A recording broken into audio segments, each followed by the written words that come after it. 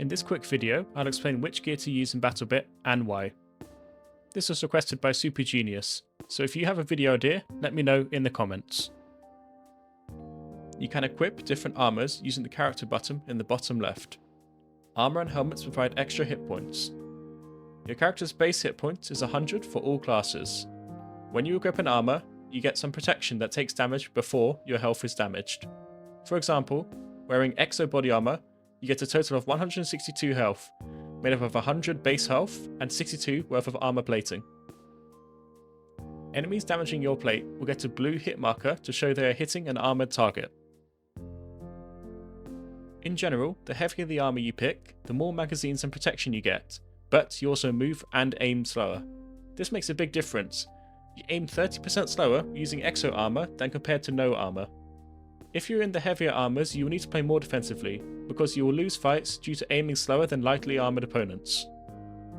Not every class can equip every armour option, which helps each class maintain a different identity, feel and role. There's one armour that is an exception to the heavier armour gives more protection rule. This armour is Ranger Armour. It's a normal armour based on the penalties to aim and movement, however it gives durability equal to a light armour. The upside is that it gives the most primary ammo out of all the armours. Heavier armours have an inverse relationship with player skill. You cannot currently repair or refresh your armour plates at all. The only way you can get a new armour is when you respawn, so the bonus hit points from the armour only applies to the first fight each life. If you are 0.5 KD, heavier armour will help you massively, as you will fight the majority of your fights with the defense bonus. However, the more skilled you get, the less benefits you receive. An average player probably wins and loses a similar amount of fights due to their armour. And if you're getting very good, say if you killed 5 opponents per life, the only time you benefit from the armour's hit points is in the first fight. The other 4 fights had no benefit from armour. However, the movement speed and aim penalties always apply, even when the armour's broken. This makes light armour or no armour the best option for these players. In addition to helmets and body armour, there are 2 more non-cosmetic options, the belt and backpack. Backpacks work similarly to armour, with heavier bags offering more gadget uses but slower aim and movement as penalties. I'd recommend taking the lightest backpack option, as the penalties are quite high. One exception is the engineer class using RPGs, where the heavy backpack gives you additional RPG shots, so I take heavy for engineer instead.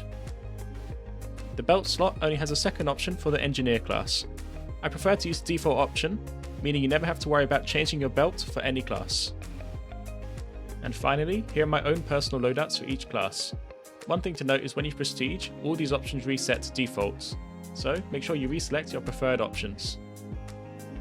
For assault, I like empty helm, light armour and light backpack. I would use Ranger Armour if I'm not going to use the small ammo box.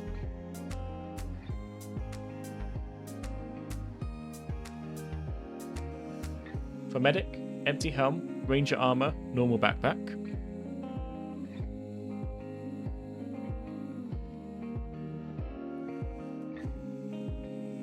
Engineer, empty helm, empty armour, heavy backpack.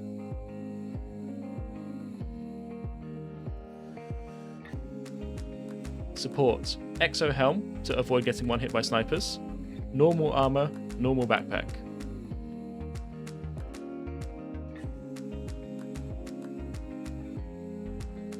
Sniper, empty helm, Ranger Armour, light backpack. Thanks for watching.